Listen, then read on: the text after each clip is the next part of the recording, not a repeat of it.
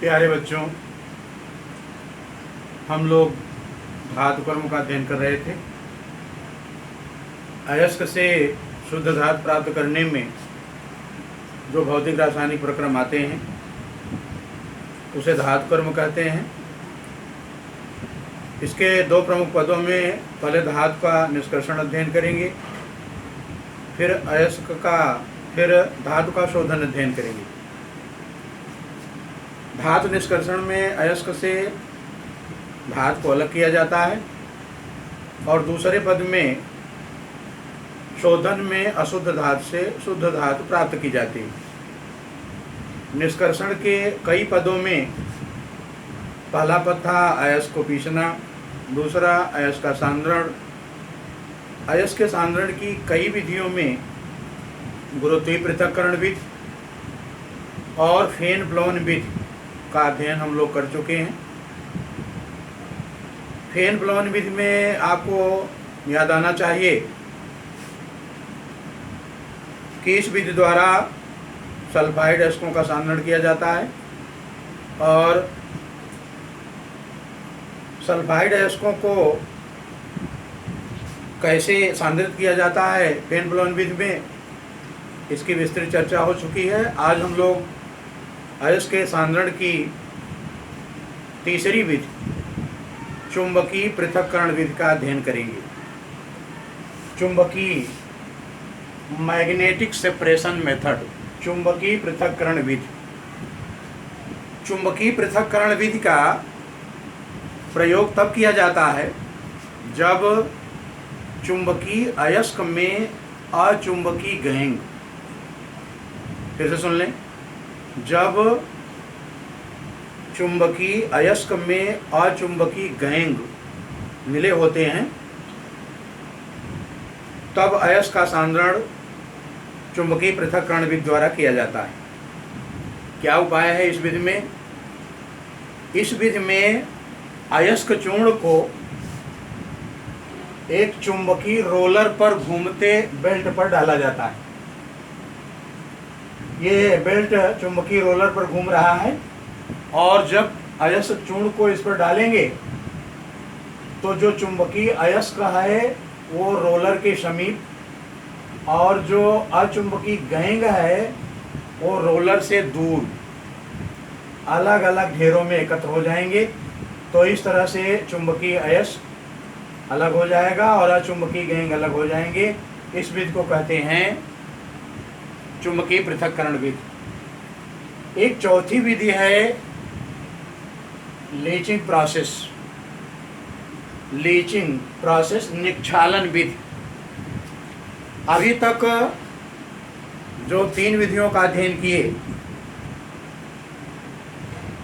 गुरुत्वीय पृथक्करण विधि, फेन ब्लोन विधि और चुंबकीय पृथक्करण विधि, ये तीनों भौतिक विधियां हैं और चौथी जो लीचिंग प्रोसेस है, निक्षालन विधि है, ये रासायनिक विधि है।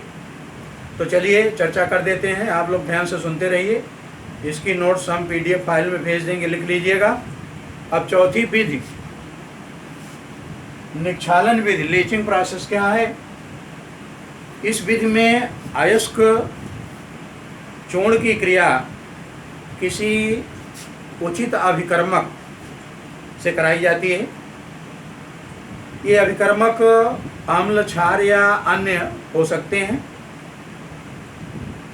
जब अयस्क की क्रिया अभिकर्मक से कराई जाती है तो अयस्क विलेय हो जाता है, विलयन के रूप में आ जाता है और गैंग अविलेय रहते हैं, इनको छान कर अलग कर देते हैं। फिर से सुन लें, निक्षालन विधि में अयस्क की क्रिया किसी उचित अभिकर्मक से करा के विलयन बनाया जाता है अयस्क का और अविलेय गैंग को छान कर पृथक कर दिया जाता है और विलयन से अयस्क को पुनः प्राप्त कर लिया जाता है। जैसे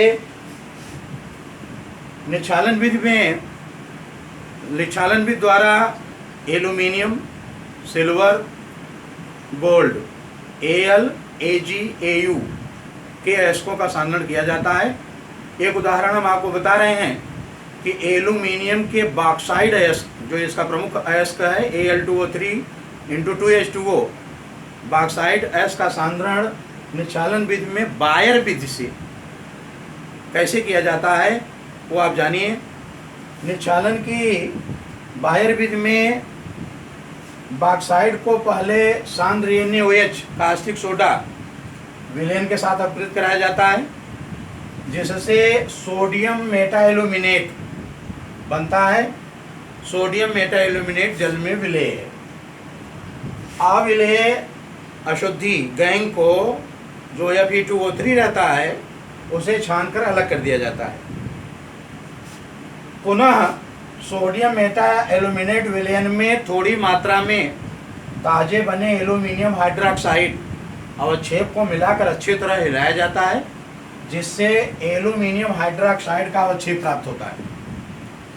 एल्यूमिनियम हाइड्रोक्साइड अवक्षेप को छानकर धोकर सुखाने के पश्चात तेज गर्म किया जाता है 1500 डिग्री सेल्सियस। जब एल्यूमिनियम हाइड्रोक्साइड अवक्षेप को 1500 डिग्री सेल्सियस ताप तक गर्म किया जाता है तो यह निर्जल एल्यूमिना Al2O3 में अपघटित हो जाता है। इस तरह से शुद्ध अयस्क एल्यूमिना के रूप में प्राप्त हो जाता है। इस तरह से अयस्कों के सांद्रण की सभी विधियां अध्ययन में आ चुके हैं। इन्हें आप ध्यान में रखिए। इसकी PDF नोट्स हम आपको भेज दे रहे हैं। शेष अगले पार्ट में चर्चा होगी। धन्यवाद।